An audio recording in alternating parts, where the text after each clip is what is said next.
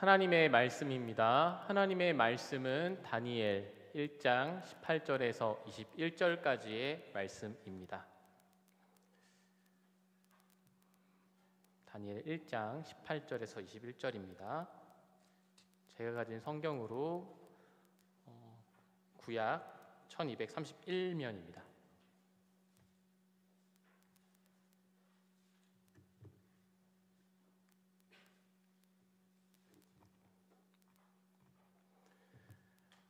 교독 후의 마지막 절 합독하도록 하겠습니다.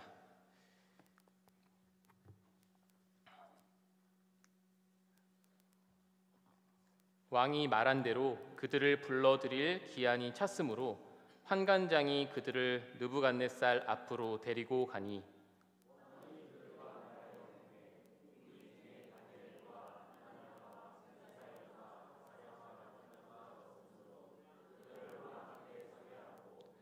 왕이 그들에게 모든 일을 묻는 중에 그 지혜와 총명이 온 나라 박수와 술객보다 10배나 나은 줄을 아니라. 다니엘은 고레스 왕 원년까지 있으니라. 아멘.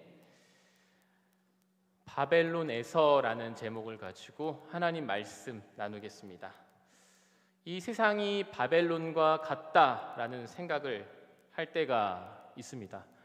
강함을 추구하면서 지배자로 군림하고 싶어하는 세상을 보면 그러하죠. 바벨론 하면은 떠올리는 이미지는 어떤 걸까요? 저는 바벨탑을 또 떠올리게 되는데요. 저는 와이프랑 이제 가끔 구경하러 롯데타워 갈 때가 있어요. 도착해서 건물을 아래에서 이제 위로 보는데 목이 빠질 것 같더라고요. 이제 가까이서 사진으로도 이제 잘 안 담겨요. 처음에 저는 이 반지의 제왕이라는 영화에 등장하는 사우론의 탑 같다라는 생각을 좀 했는데요. 이제 그게 더 나아가서는 그게 마치 현대판 바벨탑처럼 보였습니다. 이 사회가 추구하는 욕망을 압축해 놓은 어떤 기괴한 건축물이라고 할까요? 특히 높다라고 하는 이 이미지가 그 하늘에 닿고자 하는, 즉 하나님께 닿고자 하는 그런 인간의 죄를 볼 수 있는 그런 부분처럼 생각이 되어졌거든요. 이제 궁금해서 이제 가장 비싼 롯데타워의 매매가와 월세를 한번 찾아봤습니다. 250평 정도의 집 매매가는요 370억 원이었고 월세는 2천만 원, 관리비는 약 200만 원 정도 한다고 합니다. 그리고 룸서비스로 시키는 삶은 계란의 가격이 얼마인지 아십니까? 식빵과 감자 몇 조각, 그리고 방울토마토 2개, 구운 야채를 포함한 이 메뉴의 가격은 22,000원입니다. 말도 안 되는 가격이죠. 이것도 근데 수요가 있으니까 메뉴에 있는 것이겠죠. 다른 사람들이 평생 돈을 벌어도 도달하지 못한 높은 곳에서 나는 이 돈을 내고 이 삶은 계란을 먹어도 아깝지 않은 사람이라는 타이틀을 가지고 있는 것이죠. 솔직히 말하면 우리 모두는 이처럼 높은 곳에 대한 어떤 열망을 가지고 있습니다. 높은 곳으로 가야 자신이 우월한 거 아니야 라고 생각하기 때문이죠. 아시겠지만 저는 이 물리적인 것만 이야기하는 것이 아니에요. 인간의 죄가 시작된 지점을 보시면 우리가 이해할 수 있으실 거예요. 의식적으로나 무의식적으로나 이 세상이 양육강식으로 점철되어 있구나라고 이제 생각이 되어져요.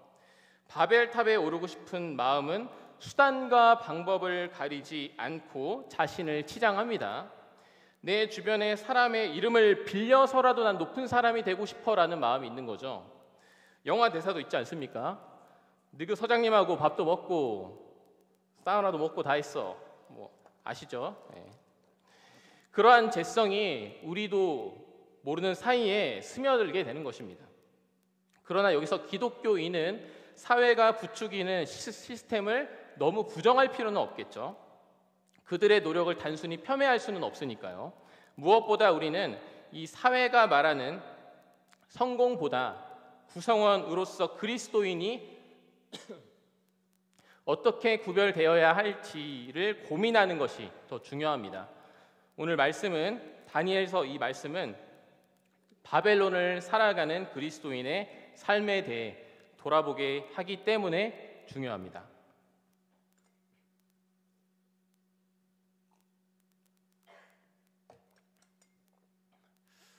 다니엘서 1장을 보시면요, 이 느부갓네살 왕이 예루살렘을 포위하면서 시작을 합니다.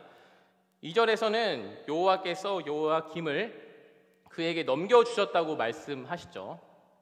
이때 이스라엘 백성들은 하나님께서 우리를 버리셨구나라고 생각했을지도 모릅니다.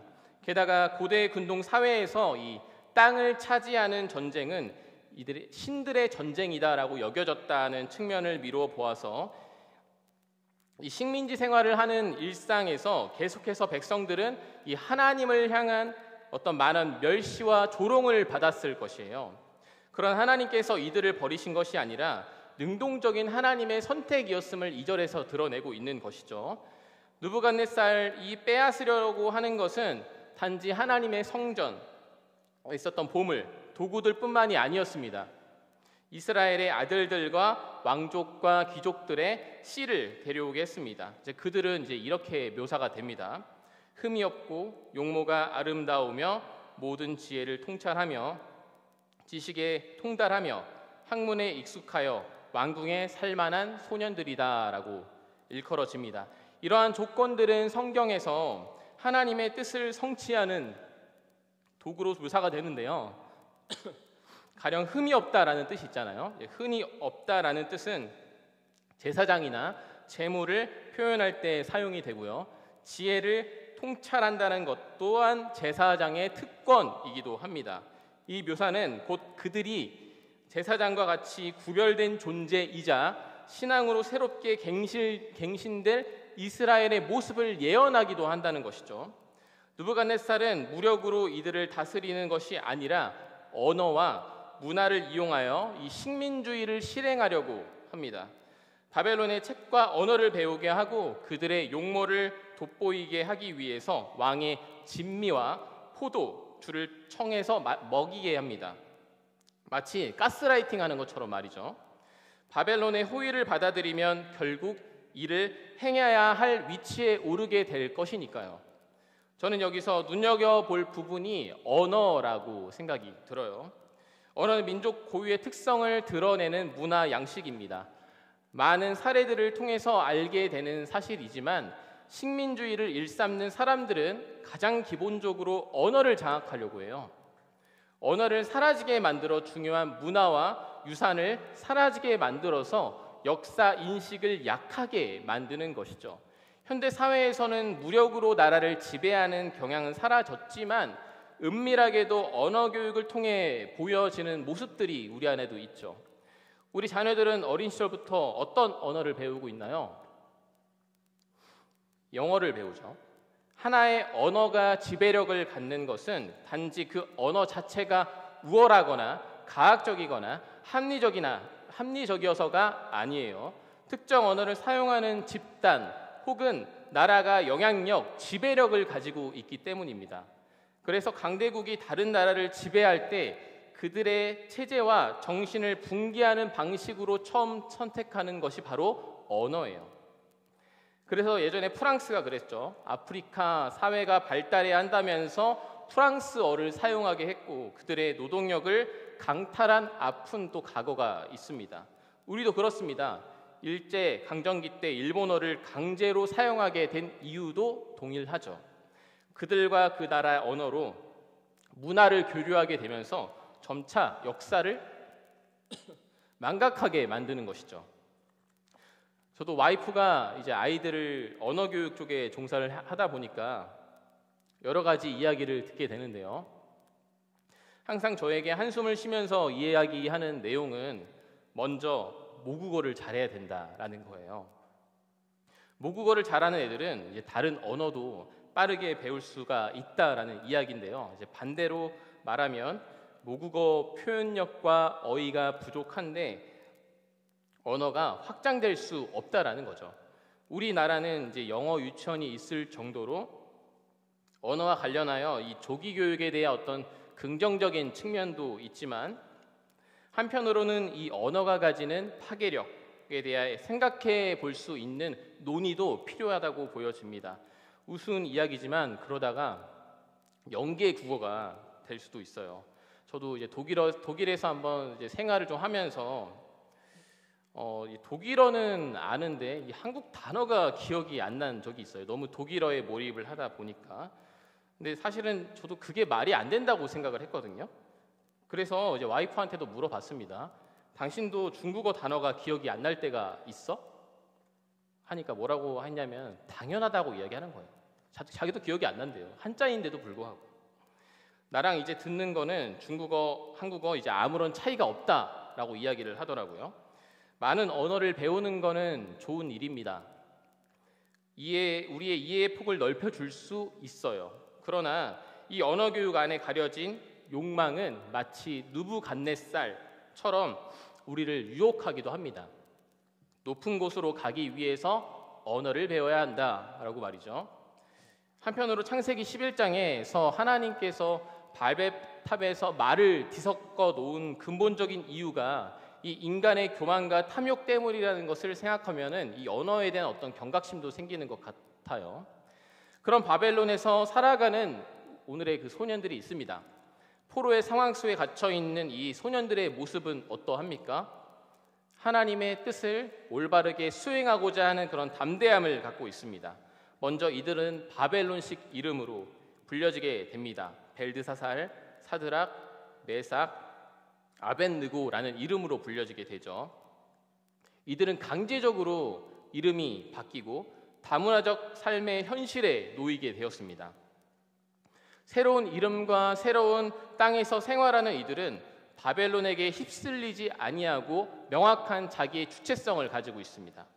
8절에서 보시면 다니엘은 뜻을 정하여 음식과 포도주로 자기를 더럽히지 않겠다라고 말하고 있는데요.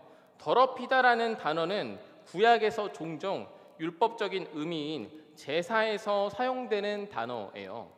그들에게 음식법은 하나님의 백성으로서의 정체성과 거룩한 백성으로 책임을 진다라는 것을 의미하거든요.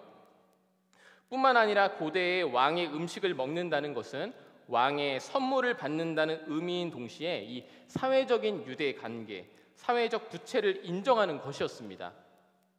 그렇게 음식을 거부한 것은 느부갓네살을 부양자라고 생각할 것을 우려한 어떤 저항의 표현이었던 거죠. 그리고 이를 전달하는 환관장에게 은혜를 주신다고 말을 하고 있는데요. 하지만 환관장의 입장은 어땠을까요? 아마 입장이 굉장히 난처했을 겁니다. 그것을 거부하는 데 있어서 왕의 명령을 거역하는 것은 결국 목숨을 내놓는 행위였기 때문이죠. 다니엘은 간원에게 10일 동안 채소와 물을 먹고 음식을 먹는 소년들과 외양을 비교하고 그 결과에 따라서 내가 따르겠다라고 요청하고 있어요. 그렇다면 또 한편으로 이런 생각이 들죠. 왜 채소일까? 왜 채소지? 왜 포도주는 먹지 않을까라는 어떤 의구심을 우리가 가질 수가 있잖아요. 이것은 단순히 음식법과 관련된 말씀이 아닙니다. 채식만 허용하는 유대교 규정은 없을 뿐더러 포도주를 먹는 건 나실인에게만 금지가 되었어요. 곧 유대인에게 바벨론의 가치관을 받아들이지 않고 하나님만이 생명의 주관자이심을 선포하고 있다는 점에서 이 구절은 한편으로 또 그런 생각이 들어요. 성경에서 바울이 말했던 먹든지 마시든지 무엇을 하든지 다 하나님의 영광을 위하여 하라는 말씀과 일맥상통하는 것이죠. 한편으로 강력한 제국의 왕인 바벨론이 제공하는 육류와 포도주는 반대로 생각했을 때 하나님께서 허락하신 자연을 나타내는 어떤 채소와 물로 대조가 되고 있다는 점 또한 굉장히 흥미롭죠. 환관장이 지정한 관원은 다니엘의 말을 듣습니다. 여기 14절에서 나온 다니엘의 말이라는 표현이 있는데요. 말은 히브리어로 하나님의 말씀으로 표현되는 다바르라는 히브리어로 사용이 되고요. 듣다는 말씀에 순종하여 듣는다라는 측면에서 샤마라는 단어로 사용이 되고 있어요. 우리는 그리고 그 결과를 15절에서 보게 됩니다. 자, 먼저 10일이라는 시간이 지나고 다니엘과 그 일행의 용모는 왕의 진미를 먹은 소년들보다 더 좋아 보인다라고 말하고 있어요. 여기서 좋아 보인다라는 단어, 토브라는 단어가 있는데 이것도 재미있습니다. 이것은 재미있게도 하나님께서 천지를 창조하시는 과정에서 보시기에 좋았더라 하는 그 좋음과 동일하게 사용돼요. 창조 세계를 다스리시는 하나님의 말씀을 들은 다니엘과 그 일행에게 하나님의 좋음이 동일하게 선포가 되고 있다라는 것이죠. 곧 다니엘을 통해 하나님의 말씀을 들은 환관장과 간원은 멸망당하지 않고 도리어 유익한 결과를 얻게 됩니다. 이러한 유익은 단지 이스라엘 백성뿐만 아니라 믿지 않는 사람들에게도 이어진다라는 것이죠. 그들은 다니엘에게 채소를 제공할 명확한 명분이 생겼습니다. 그리고 3년이란 시험이 끝나고 르브갓네살 앞에서 이 소년들은 지혜와 총명이 다른 소년들보다 그리고 어떤 마술가나 점성가들보다 뛰어나다라는 것을 입증하고 있어요. 우린 이 구절을 보고 이렇게 생각하면 안 됩니다. 채소가 머리에 좋다고 성경이 써 있으니까 채소를 먹자라고 적용하시면 안 돼요. 이는 바벨론이라는 세상에 굴하지 않고 하나님의 뜻대로 사는 삶의 결과물인 것입니다. 이 1장의 이야기가 이스라엘에게 또 굉장히 중요하다라는 점은 마지막 절 우리가 살펴보면 알 수 있는데요. 21절 다니엘은 고레스 왕 원년까지 있으니라고 하는 부분이 그렇습니다. 이 구절은 왜 중요할까요? 왜 중요할까요? 자, 먼저 페르시아의 왕 고레스라는 이름에 대해서 여러분들 들어보셨을 겁니다. 이사야나 에스라, 역대하에서 다 들어보신 이름이죠. 특히 그의 1년, 원년은 예레미야 포로 70년의 시간이 종결되는 기간이에요. 이는 하나님의 백성들이 바벨론으로부터 해방되어 무너진 성전을 건축하기 위해 본래 살던 것으로 돌아가는 이야기가 이어집니다. 자, 그러니까 다니엘의 생애는 포로 시작부터 종결까지 살아온 기간을 알려주는 거예요. 하나님을 향한 다니엘의 열정은 이 신앙을 지탱하는 유대인의 삶을 압축적으로 드러낸다라고 할 수 있어요. 자, 그러므로 하나님의 말씀을 온전히 지켰던 그들에게 하나님께서 무엇을 허락해 주시는 것입니까? 바로 해방이죠. 해방. 어떤 학자는 이를 새 출애굽이다라고 표현하기도 하더라고요. 성경은 그만큼 세상의 굴레에 있는 억압된 사람들을 해방하는 이야기, 즉 구원의 이야기가 연속적으로 이 다니엘에서 압축해서 드러나고 있는 부분인 거죠. 이때 다니엘서는 세상의 억압에 굴하지 않고 하나님의 말씀을 어떻게 실천해야 할지를 우리에게 강력히 제시하는 부분이 바로 이 1장 부분이기도 합니다. 말씀을 정리하자면요, 우리는 이 세상이라는 바벨론을 살아갑니다. 세상의 뜻과 하나님의 뜻이 무엇인지 굉장히 분별하기 어려운 이 복잡한 세계 속에서 살아가고 있어요. 우리는 이때 매일매일 선택을 하는 존재입니다. 아마 지금 이런 고민하실지도 모르겠어요. 저녁 뭐 먹지? 그렇잖아요. 먹고 사는 문제 쉽지만 어렵지 않습니까? 가령 오늘 다니엘서 말씀에는 이제 고기를 안 먹고 이제 채소를 먹었잖아요. 그럼 오늘 고기 말고 좀 채소를 먹어볼까? 일단 저는 오늘 가서 와이프랑 합의를 봤습니다. 오늘 카레를 먹기로 했거든요. 네. 근데 또 오늘 말씀 이렇게 나누니까 채소가 끌리긴 하네요. 네. 제가 이제 이야기하고 싶은 건요. 바벨론에서 우리는 이제 물리적으로나 영적으로나 돌아가야 할 또 위치가 있다라는 거예요. 가만히 보면 하나님의 서사는 항상 다시 돌아가는 데 있다라는 생각이 듭니다. 원래 하나님과 영원한 삶을 살아야 할 인간이 이 바벨론으로 떨어져서 이리저리 방황하는 이야기가 지금 우리에게도 동일하게 진행되고 있다라는 것이죠. 이제 믿음이란 이 접착제가 우리를 구원으로 연결시키지만 이 시간이 지나 풍파를 겪으면 그 접착제를 우리가 다시 한 번 더 점검해 볼 필요가 있는 것처럼 그래서 이 생각을 하다 보니까 저는 구원을 이룬다라는 그 바울의 말이 좀 떠올랐어요.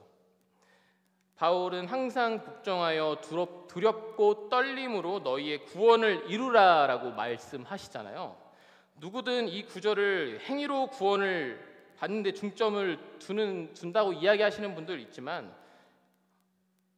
성경에서 바울이 했던 말을 종합하면 그것도 아니죠. 예배소서 보시면 행위가 아니라 하나님의 선물이라 말하고 믿음으로 구원을 받는다고 또 바울이 강조하고 있으니까요. 이 맥락 속에서 구원을 이룬다는 말은 결국에 우리의 삶의 태도를 이야기하는 것이죠. 결국 바벨론에서 살면서 진정한 구원이란 결국 하나님과의 관계를 뜻한다고 보여지거든요. 하나님과의 관계가 두터우면 바벨론이라는 세계가 굉장히 멀고 어떻게 보면 지옥처럼 보이지만 반대라면은 그곳이 천국으로 보이거든요. 이 하나님과 관계가 두터우면 사람이 분별력이 없으면요 계속해서 불량식품을 먹게 되어 있습니다. 보이지 않는 건강 악화에 대해서 조금도 조심하지 않아요. 그리고 아이들은 그런 식품을 이제 부모님이 그거 먹지 마라고 해도 안 먹는 척하면서 몰래 먹는 그런 심정이 있잖아요. 바벨론은 그게 괜찮다고 말합니다. 하나님께 밀착된 사람들은 이를 분별하고 민첩하고 예민하게 파악합니다.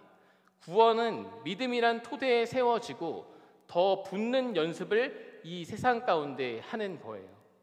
다니엘의 모습을 통해서 우리가 이 바벨론에서 살아가는데 우리의 모습은 어떻지 한번 돌아볼 수 있기를 원합니다. 진정한 해방, 진정한 은혜, 진정한 구원의 삶을 살아가는 우리 귀한 모든 성도님들 되시기를 간절히 기도합니다. 기도하겠습니다. 하나님 아버지 감사합니다. 오늘 말씀을 통하여서 이 바벨론에 사는 이 소년들 그리고 다니엘의 그 담대한 믿음을 보게 됩니다. 주님, 그 가운데서 하나님께서 다니엘뿐만 아니라 환관장들에게도 유익을 펼쳤던 그 모습을 우리가 돌아보면서 우리가 복음으로 하나 되어 그 말씀을 더 실천하며 나아갈 때에 더욱더 하나님의 말씀이 우리뿐만 아니라 많은 이들에게 유익을 펼칠 수 있음을 기억하면서 우리가 바벨론에서 살아갈 때 담대한 믿음으로 살아가는 용기와 그리고 넉넉함과 지혜를 우리에게 허락하여 주시옵소서. 감사합니다. 예수님의 이름으로 기도합니다. 아멘.